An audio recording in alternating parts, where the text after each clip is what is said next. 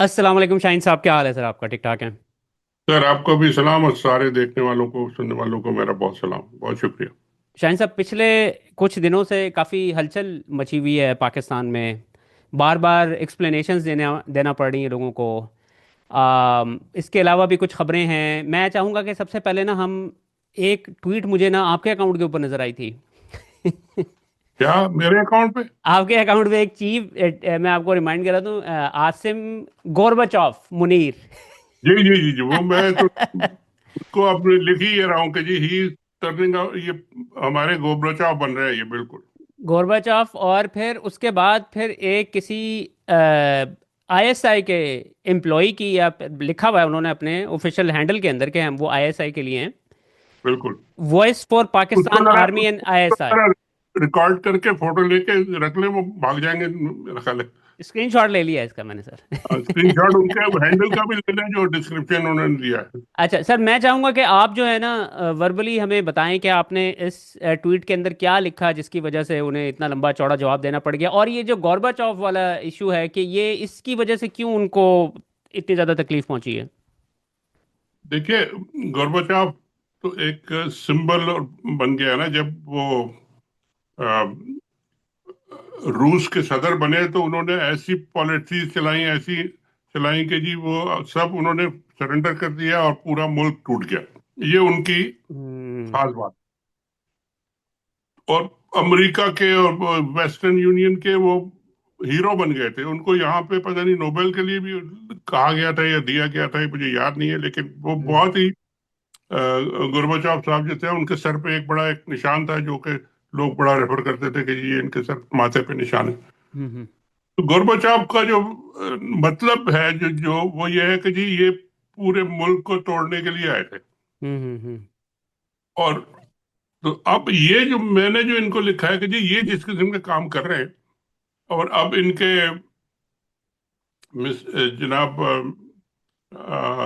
आसिम मुनीर साहब के जो जो कुछ इन्होंने कर लिया, जो कुछ ये कह रहे हैं, तकरीरें कर रहे हैं, अल्लाह ताला बन गए, मैं गॉड हूँ, मैं रस्सी खींचूंगा, मैं पता नहीं क्या करूंगा, ये करूंगा, वो करूंगा, और फिर आखिर में जाके पैगाम भेज रहे हैं। वो एक जर्नलिस्ट के साथ जो हमारे दोस्त भी हैं, काम भी किया है हमारे साथ, लेकिन उनका पैगाम भी इतना सिलेक्टेड पैगाम है कि जी वो डर डर के मर मर के लिख रहे हैं, वो जैसा हम्म। उन्होंने पहले अपने कॉलम में लिखा था। हम्म। तो ये तो लगता है कि जी फंसे हुए हैं। और आज का मैंने सुना है कि जी एक और उन्होंने कॉलम, आखिरी तीसरा कॉलम लिखा है आज। जी जी जी जी जी जी जी। और उसके आखिर में उन्होंने लिखा है कि जी पाकिस्तानी अस्करियत और पता नहीं क्या अक्सरियत, ये इन दोनों का कंपैरिजन किया है, और ये लिखा है कि अक्सरियत के बगैर अस्करियत नहीं चल सकती। ये अब हम्म। मतलब ये हुआ कि जी अगर पॉपुलर लीडरशिप और लोगों को नहीं मिलाएंगे तो आप नहीं चल सकते। हम्म। तो अल्टीमेटली तो ये तीन कॉलमों के बाद उनका ये जो कहते हैं कि एनालिसिस कह लें या फाइनल कंक्लूजन जो है ना, वो ये आया। तो ये फंसे हुए हैं अब। ये जो आप दिखा रहे हैं, ये जो एक बड़ा लंबा चौड़ा इंग्लिश का आर्टिकल है, मैंने ये पढ़ा, दो तीन दफा पढ़ा। हम्म। ये लैंग्वेज एक डिप्लोमेट की है, एक बड़े पढ़े लिखे थिंक टैंक के बंदे की है, वो लिख सकता है। ये बार बार उन्होंने ऐसे लफ्ज लिखे हैं जो कोई फौजी मर के भी नहीं लिख सकता यार। हम्म। और खुद अपने आप को कहते हैं कि जी फौजी हैं, नाम नहीं बताते। भाई मैंने तो उनको लिखा कि यार नाम बताएं, सामने आए तो फिर बात करते हैं ना।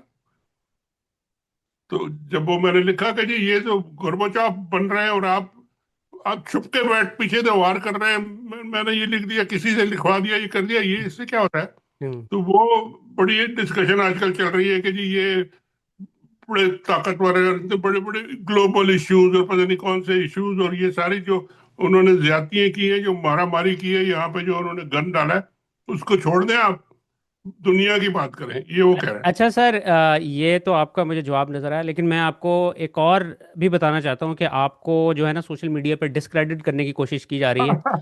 वो तो तो खैर लेकिन जाहिर हो। मैं उस बंदे का नाम नहीं लूंगा। मैं आपको शो के बाद भेज दूंगा उसका लिंक। वीडियो में उसने काफ़ी लंबी चौड़ी वीडियो बनाई है, उसमें पता नहीं क्या क्या कहानियां सुनाई हैं, और आपको बेसिकली डिस्क्रेडिट करने की कोशिश कर रहा है और क्या बता रहा है, अजीब व गरीब कहानियां सुना रहा है। लेकिन मसला ये है कि जो भी इनके लिए काम करते हैं ना, मिलिट्री के लिए, इस्टेब्लिशमेंट के लिए, उनको देखता कोई भी नहीं है। तो तो वो उन वो जैसे लोग देखते भी जितना नहीं है मर्जी वो। जोर लगा दे, उनका इम्पैक्ट जीरो होता है। उन्होंने बना के दिखा तो दी होगी उन्हें कि भाई ये देखे मैंने, देखे कितना इनको बेनकाब कर दिया है शाहीन साहब को।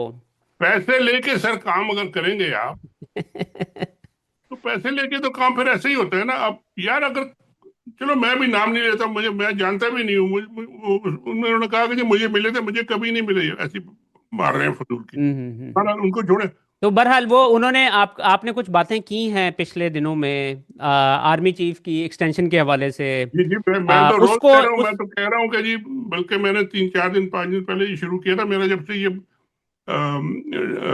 ट्विटर का अकाउंट वापस आया है, तो फिर हम्म, मैंने ये लिखना शुरू किया कि जी अब सियासतदानों के पास एक मौका आया है दोबारा, कि ये आपस में मिल के कम से कम एक मिनिमम एक पॉइंट पे मिल जाए कि जी हमने अब फौज को अलग रखना है। अगर नहीं रखना तो आप बूट के नीचे लेटे रहे, फिर छोड़ें। वो हम्म, तो आपकी कोई किस्मत है और आप जाने, और वो आपका जो हशर हो गया अवाम में और मुल्क में और इलेक्शन में और वो सियासत में, वो तो सबको नजर आ रहा है।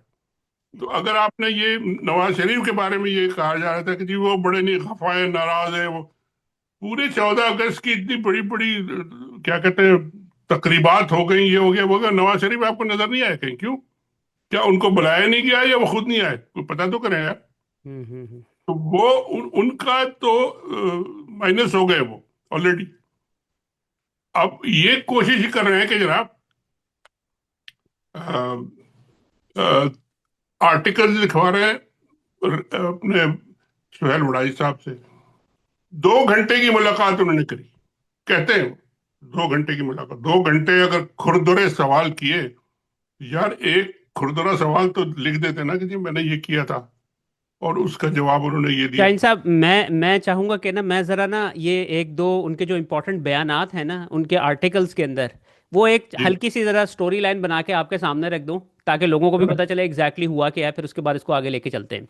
बताएं सर, बताएं। उनका जो पहला आर्टिकल आया है ना परसों, उसके ऊपर कंट्रोवर्सी इस तरह बन गई कि उन्होंने पहले अल्लाह ताला और शैतान के बारे में बताया कि जिन्होंने जी हाँ, सजदा कर लिया वो फरिश्ते बन गए, जिन्होंने नहीं किया वो शैतान बन गए।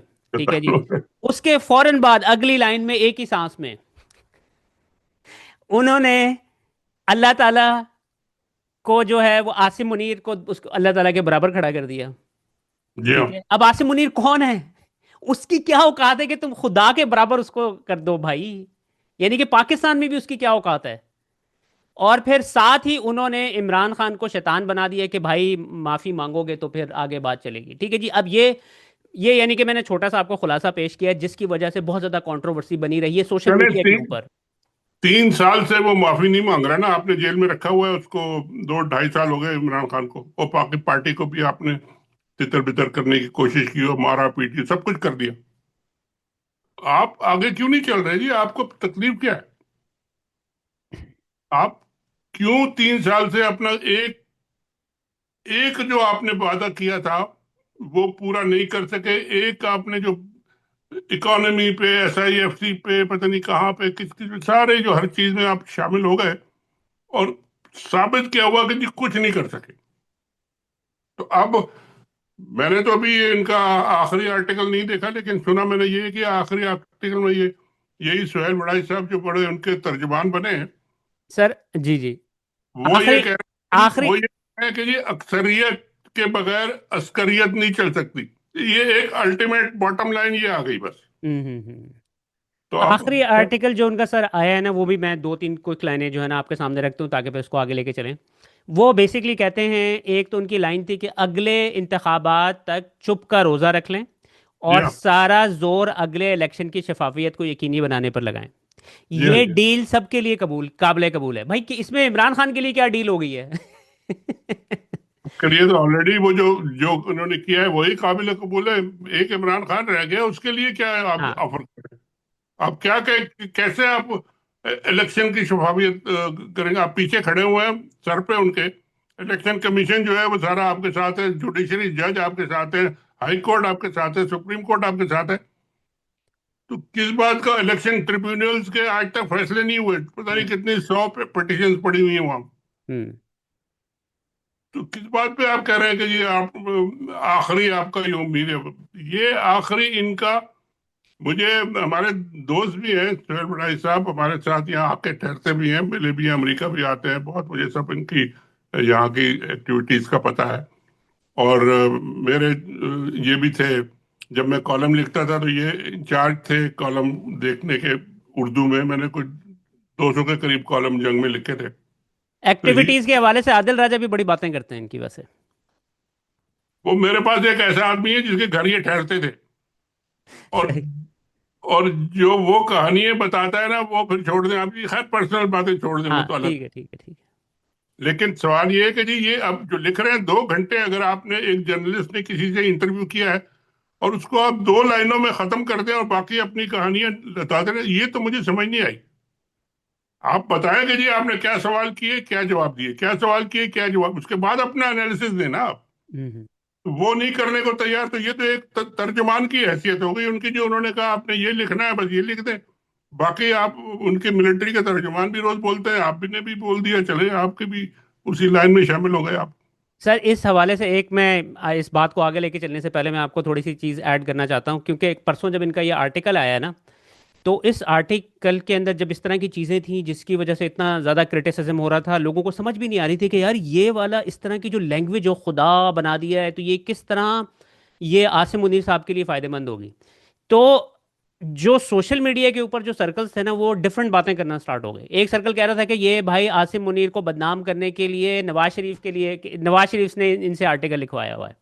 ठीक है। अच्छा तो ऑन अच्छा। पर्पस जो है ना वो कह रहे थे और फिर कुछ लोग कह रहे थे कि इनकी आसिम मुनीर के साथ कोई मुलाकात नहीं हुई है, ये बस उनके साथ कोई बातचीत हुई होगी और इन्होंने अपने पास से ये सारी बातें जो है ना घड़ के, क्योंकि आपको पता है ये इस बारे में तो मशहूर है इनके बारे में, अभी एक नया आर्टिकल भी पुराना मंजरेआम पर आ गया है। अच्छा देखें, एक बात तो मैं जो फैक्ट नजर आए ना उसमें मैं बता दूं आपको, आप फिर अपना फैसला खुद कर लें। इन्होंने कहा कि जी आसिम मुनीर साहब बेल्जियम में आए और तकरीर की उन्होंने, ठीक है, 2 घंटे की वो मीटिंग थी, तो ये सामने बैठे हुए थे। उसके बाद इन्होंने कहा कि जी वो 300 लोगों से एक एक से हाथ मिला मिला मिला के और गए, तो उसमें तकरीबन घंटा डेढ़ तो उसमें लगता है, ठीक है। और उसके बाद उन्होंने कहा कि जी मेरी इनसे 2 घंटे बैठ के मुलाकात हुई। हम्म। यार ये 6 घंटे तक आसिम मुनीर साहब वहां कहाँ रहे? वो तो खाना खाए बगैर भाग गए थे भाई। अब आप इसको कोरिलेट कर रहे हैं कि जी क्या है, क्या ये कहानी है, क्या है, हम्म। मतलब कैसे हुआ ये? दो अच्छा सर। घंटे की अगर आपकी जर्नलिस्ट की किसी मीटिंग हो जाए तो मैं तो 6 आर्टिकल्स उनके ऐसी तैसी में और उनके लिख दूं भाई।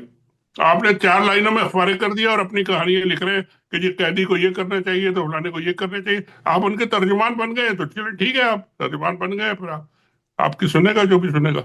अच्छा सर, फिर उसके बाद हुआ ये कि जब ये इस तरह के रूमर्स गर्दिश करना स्टार्ट हो गए ना, तो सुहेल वड़ाइच साहब को आसिम मुनीर के साथ अपनी तस्वीर रिलीज करनी पड़ गई कि तो वो मेरी कहा, भाई वाकई मुलाकात हुई है। नहीं हैंडशेक तो हो सकता है लेकिन 2 घंटे की मुलाकात कैसे हो सकती है यार? एक जर्नलिस्ट के साथ आप इतनी बातें सुना रहे हैं, वो भाग गए, ये भी कह रहे हैं कि जी वो तकरीर खाना खाया मगर भाग गए। 2 घंटे उन्होंने खड़े होके अपनी तकरीरें की, जो भी किया। तो ये 2 घंटे जो इनकी मुलाकात थी वो कहाँ थी? बाद में हुई, जाके होटल में हुई, कहाँ हुई, पहले हुई? कुछ बताए ना भाई, ऐसे तो नहीं होता। सर एक और क्लिप मेरी नज़र से गुजरा था, ये मैंने कहा मैं आपके सामने रखूं, जरा ये सुनिएगा। ये मुलाकात से पहले सुहेल वड़ाइच साहब क्या कहते होते थे।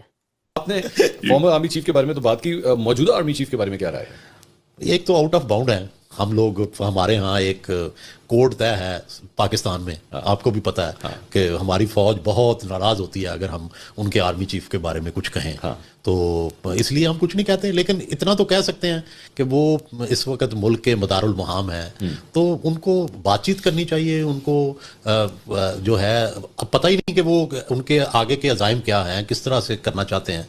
लेकिन हो सकता है उनकी सोच ये हो कि कॉन्स्टिट्यूशन के अंदर जो है वो आर्मी चीफ का ये रोल नहीं है कि वो जर्नलिस्टों से मिले या वो सियासतदानों से मिले, वो अपने आईनी रोल में रिस्ट्रिक्ट रहना चाहते हों। लेकिन बदकिस्मती ये है कि अगर ये बात दुरुस्त भी है तो अब जो इतनी पीटीआई की फॉलोइंग है वो तो ये नहीं मानती कि वो गैर जानिबदार है, और ना वो ये मानने को तैयार हैं कि आर्मी चीफ इसलिए नहीं मिलते क्योंकि आईन उन्हें रोकता है।